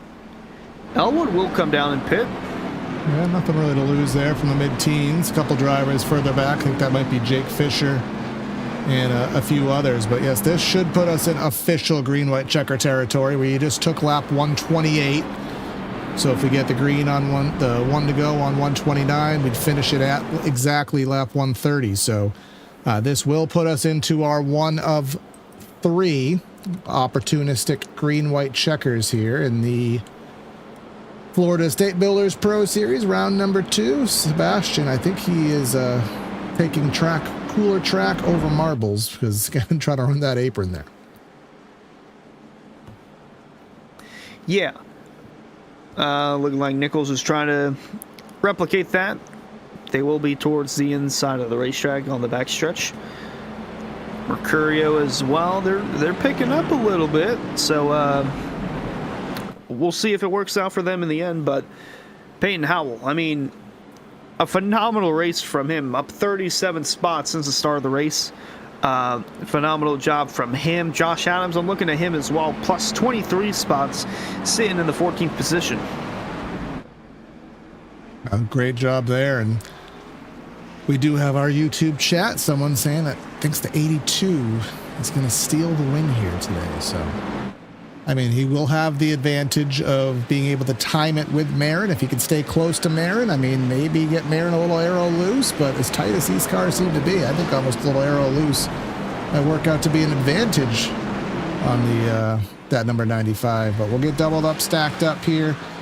Still have 36 drivers on the lead lap. Pacioli being the last one, just trying to get whatever repairs he can, just manage however he can here as we'll take the green at lap 130.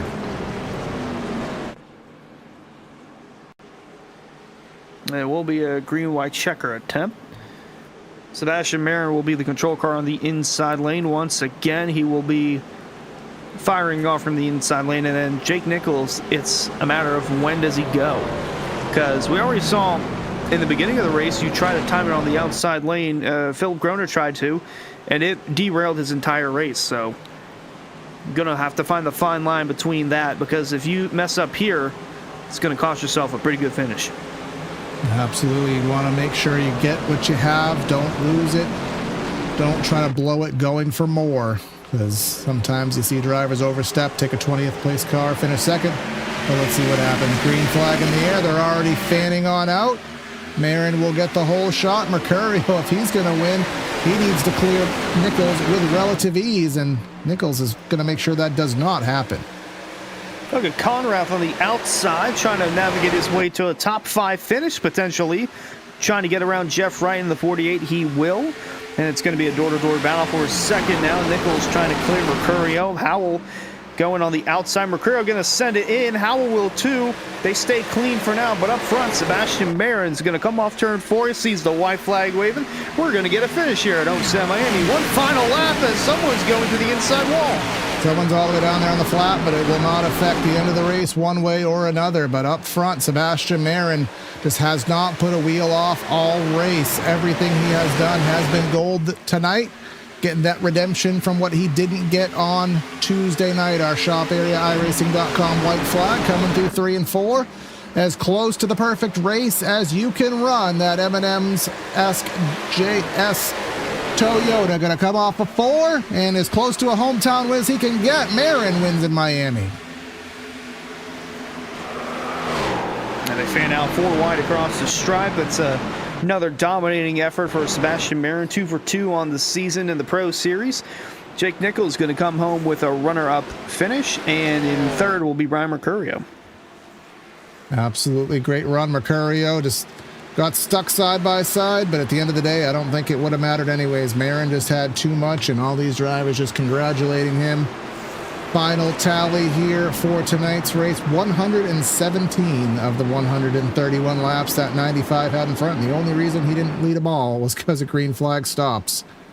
These drivers are going to have a challenge on their hands, Hunter, if they're going to take that 95 out of victory lane this season.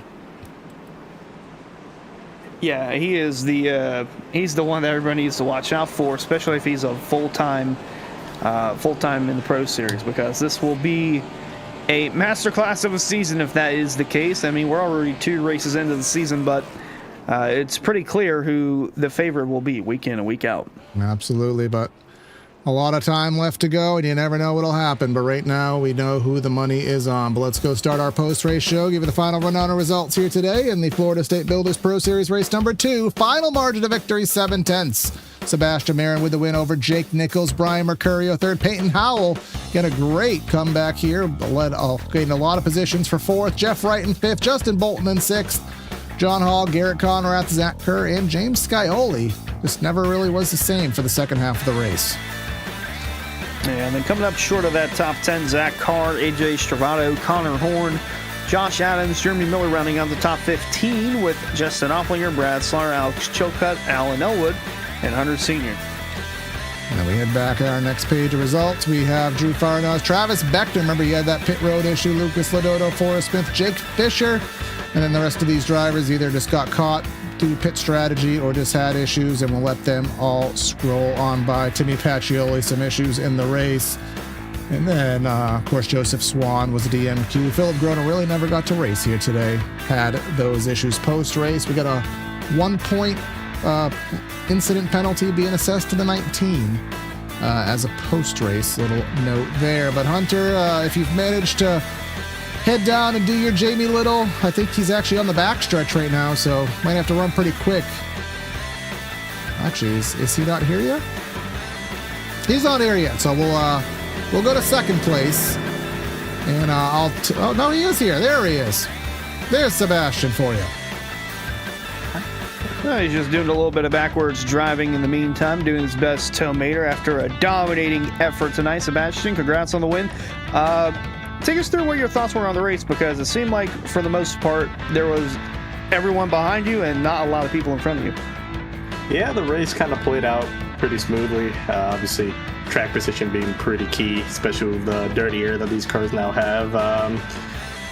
The car kind of, built tight for most of the run, and then late run, it kind of lost a lot of rear grip. So managing the tires was pretty key, and I think just being in clean air played pretty good on that. So that kind of let me run away for a bit, and then we had that long green flag run. Obviously wanted it to go green, but I kind of expected at least a yellow, and it came. And yeah, once the yellow started coming out with the heat cycles and the cars picking up the rubber off the track, the car got even tighter. So it was pretty bad the first couple laps of a restart. So I felt pretty vulnerable, but I think I was doing a pretty good job kind of maintaining clean air over the cars behind, right, shutting off their air so they didn't get an advantage over me. And was able to capitalize with a great final restart. Kind of got P2 and P3 battling, which let me just get a nice buffer, and then after that it was just bring it home without a mistake. Alrighty, well, congrats on the win, and will you be making it to the next race in Las Vegas? If this is a trend for mile and a halves that we're going to see all season, I think you're going to be the one that everybody's got to keep their eye on. I think I'll be there next week. I really like Vegas. Obviously, being part-time, I'll be here every now and then. But the Vegas, I'll probably be there. I really like that track. So. Alrighty, well, congrats on the win, and we'll see you in 2 weeks' time in Vegas. We're off for Easter, so have a happy Easter as well. Yes, sir. Thank you. You too. All right, now second place, Jake Nichols. We've got him up here. So Jake started 6th, ran 2nd, had some good battles, but ultimately Sebastian was just in another zip code here today. Were you able to kind of see where he found that speed and just where you weren't able to replicate it?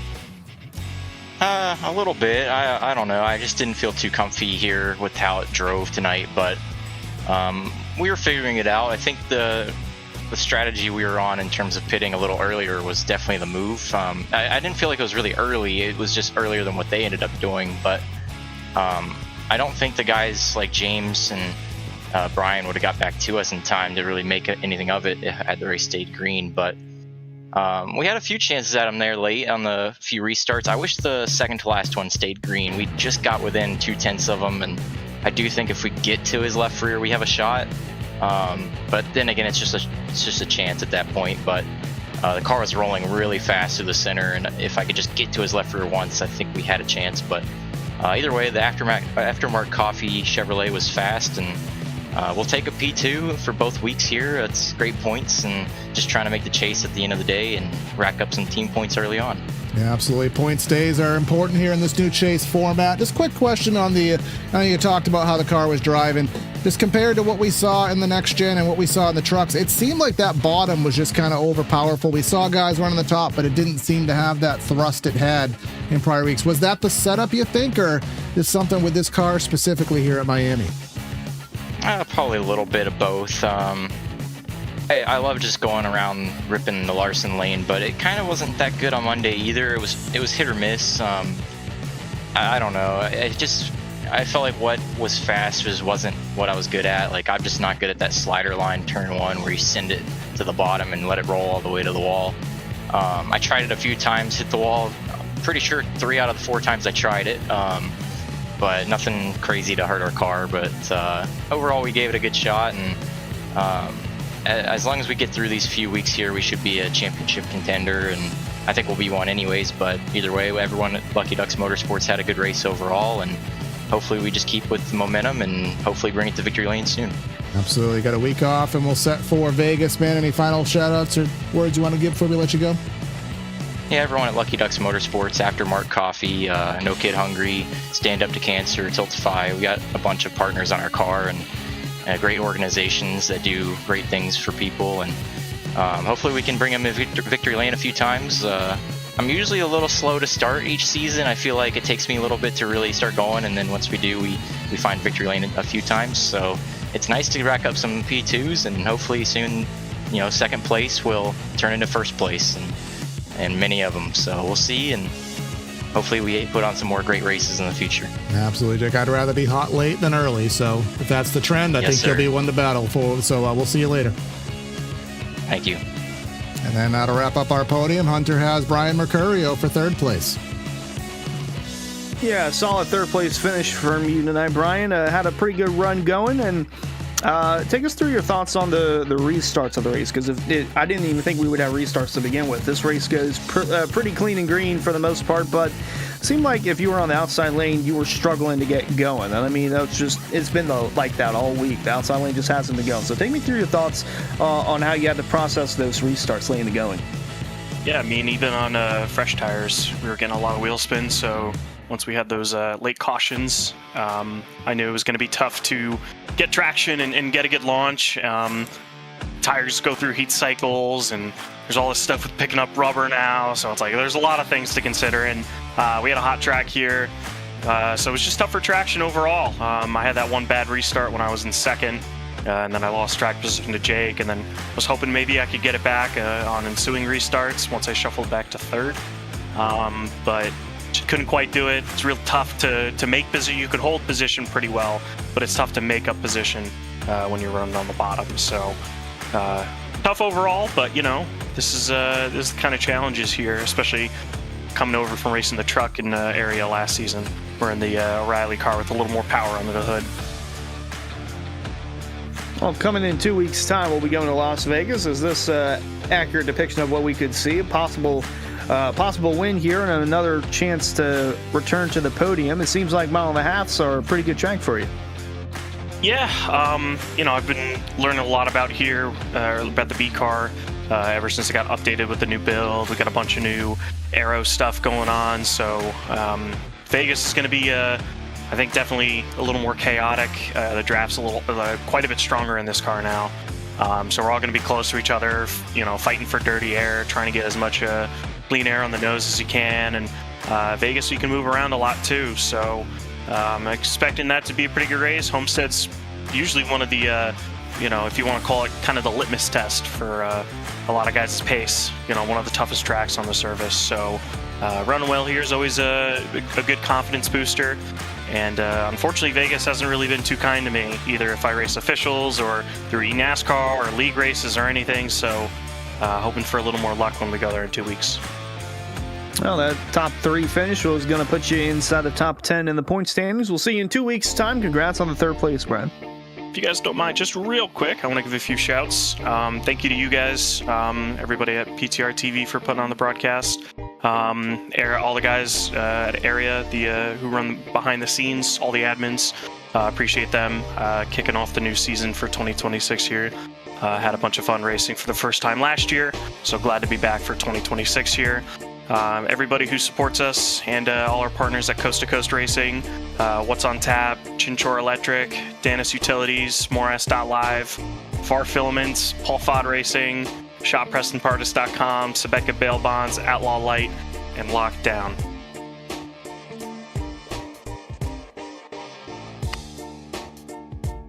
All right, well, that'll wrap things up. Ryan, we'll catch you in a few weeks. Thank you, guys. Oh, you died on me there, Hunter. Oh, no, things are getting loud over here. All right, it's all gravy here, but either way, that'll wrap things up. Any final words before we call it a night here? It was a pretty good race. Did not expect the yellows, so I will have to tally those up and see what the average is after this one's all said and done. But we do get a green, white checker finish, the first of our kind here in the Pro Series at Homestead, and another dominating effort from Sebastian Marin. I'm not sure what the final total was for his lap slot. I actually have it right here. 117. He led 117 laps tonight. Just a staggering amount. He did say part-time. If he was full-time, he would be locked in as the champion, I think. Yeah, basically. Because he's on pace to win every race and lead the most laps in every race this season. Like literally across every single series as well. That's the dangerous thing. So luckily for them, he's part-time as he has his upper echelon endeavors here across the iRacing service. But again, if you're still watching at this point in the broadcast, again, we thank you for doing that. Hit the like and subscribe button here on PTRTV. If you're watching on Twitch, consider subscribing. $5 a month, get all your goodies over there. And stay tuned for our next broadcast. We will be live with our other leagues on next week. We have Sunday and Wednesday, and then the following week is area returning post-Easter break. But that's going to be Corey and Hunter signing out of the booth. Have a good night, and we'll catch you next time.